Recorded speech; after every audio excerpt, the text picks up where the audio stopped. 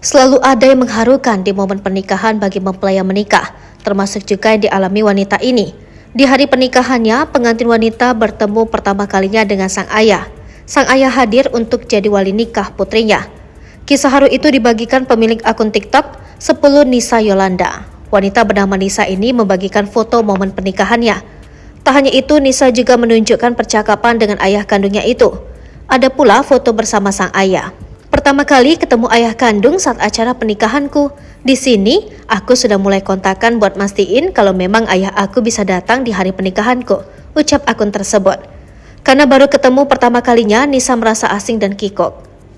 H-1, aku selalu chat dia agar beneran datang. Alhamdulillah dia mau datang jadi wali nikahku. Dan ini pertama aku ketemu dia ayahku tapi seperti asing di dekatku. Aku tetap menghargai dia karena bagaimanapun dia ayahku, ujar Nisa. Bahagia sekali saat momen ini berjalan lancar tanpa ada kendala, Masya Allah.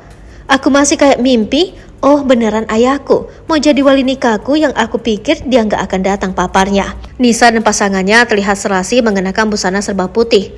Namun rupanya kebahagiaan tak dirasakan oleh ibu Nisa. Saat diajak foto, wajahnya terlihat masam. Momen ini susah banget dapatnya, di mana mamaku nggak mau foto kalau ada ayahku, tapi akhirnya mau dengan muka kesalnya. Dan setelah akad, ayah langsung pulang, tambah Nisa. Terima kasih ya, walau dari kecil aku nggak tahu kasih sayangmu, tapi kamu tidak mempersulit pernikahanku. Wanita bernama lengkap Nisa Yolanda ini menikah pada 12 Februari 2022. Di hari itulah wanita berusia 24 tahun tersebut baru pertama kali melihat sang ayah secara langsung. Rupanya ayah dan ibunya berpisah sejak Nisa berusia 1 tahun. Tak banyak memori Nisa tentang sang ayah karena ia masih terlalu kecil. Nisa tinggal di rumah nenek, sementara ibunya bekerja cari nafkah setelah berpisah dengan ayah kandung Nisa. Nisa pernah berupaya mencari ayahnya lewat Facebook. Namun perjalanannya tak mulus. Jelang hari pernikahan, ia makin getol mencari tahu soal ayah kandung dan memintanya untuk jadi wali nikah.